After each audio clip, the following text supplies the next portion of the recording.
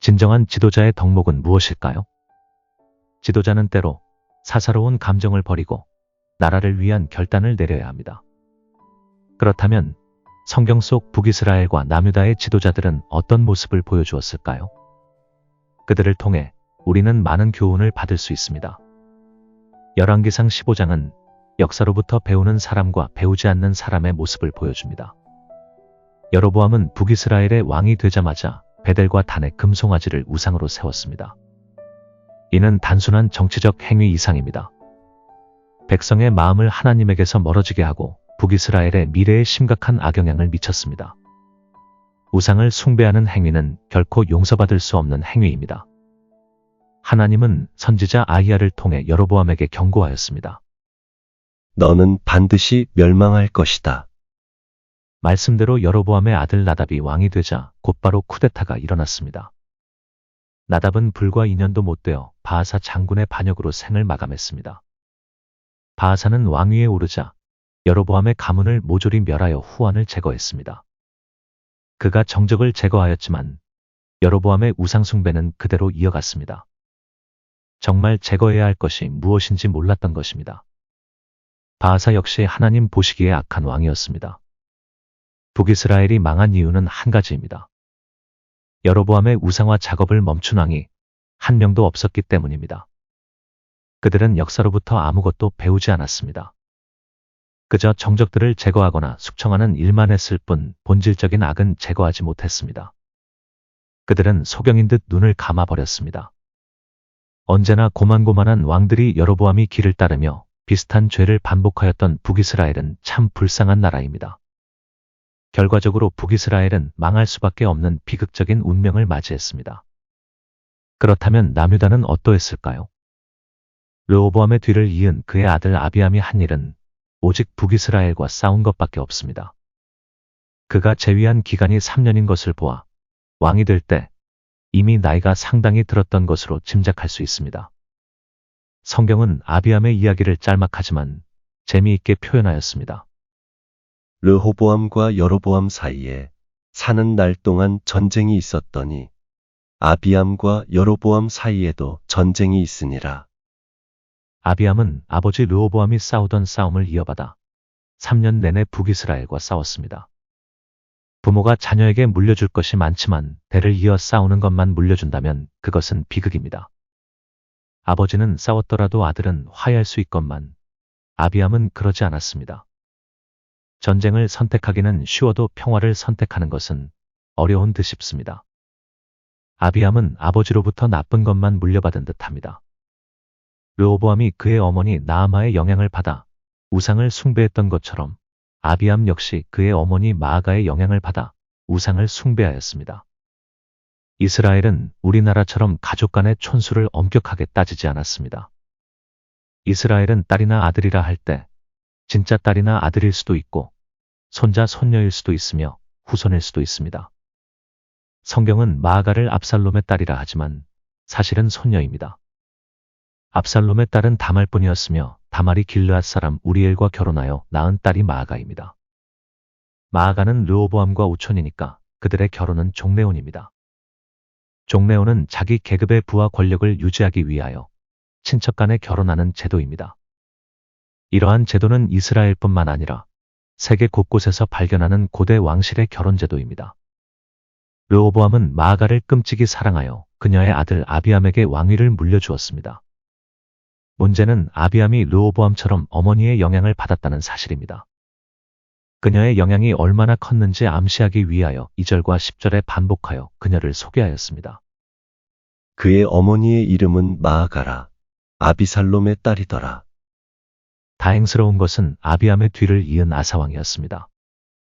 아사왕은 즉위 후 이방 제단과 산당을 제거하고 아세라 목상을 파괴하는 등 우상숭배를 철저히 금지하였습니다. 그는 백성에게 여호와 하나님을 찾고 율법과 규례를 지키도록 하였습니다. 특히 그의 할머니 마아가가 아세라 목상을 만들자 그녀를 태우자리에서 폐위시키는 단호한 조치를 취하였습니다. 자기 가족이라도 잘못된 길을 갈 때 왕이 솔선수범하여 처단하자 백성은 한마음으로 아사왕의 종교개혁을 따랐습니다. 아사왕이 이렇게 종교개혁을 할 수 있었던 것은 선지자 오뎃의 아들 아사랴의 조언을 들었기 때문입니다. 지도자는 언제나 충성스럽고 훌륭한 참모를 곁에 두어야 합니다. 지도자가 잘못된 결단을 하면 나라가 불행한 길로 가기 때문입니다. 따라서 지도자에게는 적절한 견제와 바른 충원이 필요합니다.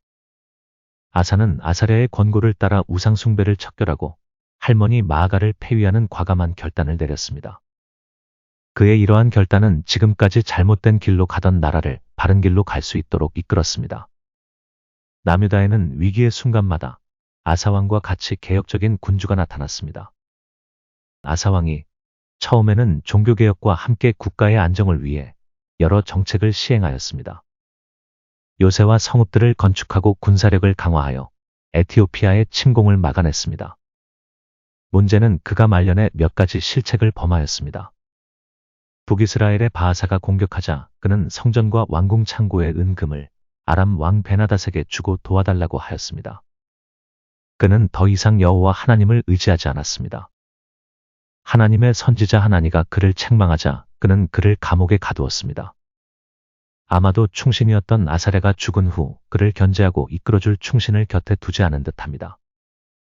그는 발병이 들어 고통받을 때에도 여호와 하나님께 구하지 않고 의원들에게 도움을 구하다 결국 죽었습니다. 여기서 우리는 지도자가 바른 말을 하고 충성스러운 신하를 곁에 두느냐 안 두느냐는 매우 중요한 문제임을 알 수 있습니다. 무엇보다도 여호와 하나님을 끝까지 의지하는 믿음이 필요합니다. 아사 왕의 통치 기간을 다양하게 평가할 수 있지만 성경은 대체로 긍정적으로 평가하여 아사의 마음이 일평생 여호와 앞에 온전하였다 하였습니다. 우리는 북이스라엘과 남유다의 지도자들을 통해서 몇 가지 교훈을 받을 수 있습니다. 첫째, 진정한 개혁은 본질적인 악을 제거하는 데서 시작합니다. 북이스라엘과 남유다의 왕들이 보여준 실패와 성공의 사례는 무엇을 개혁해야 하는지를 분명히 알려줍니다. 여로보암의 뒤를 이은 왕들은 권력을 유지하기 위하여 숙청에 열을 올렸으나 본질적인 문제였던 우상 숭배를 제거하지 않았습니다. 아사왕은 솔선수범하여 가족이라도 척결하는 결단을 내림으로써 참된 개혁을 이끌었습니다. 우리도 가정과 사회 속에서 악한 습관이나 가치관을 단호히 끊어내고 하나님께 온전히 나아가는 진정한 회개의 과정을 거쳐야 합니다. 둘째, 진정한 지도자는 옳은 말을 할 수 있는 참모의 충원을 받아들입니다. 아사는 선지자 아사랴의 조언을 받아들이고 우상 숭배를 제거하는 종교개혁을 성공적으로 수행할 수 있었습니다. 그러나 그의 말년에 충신을 곁에 두지 않자 하나님의 뜻을 구하지 않는 실수를 범하였습니다. 이는 현대 그리스도인에게도 중요한 교훈을 줍니다.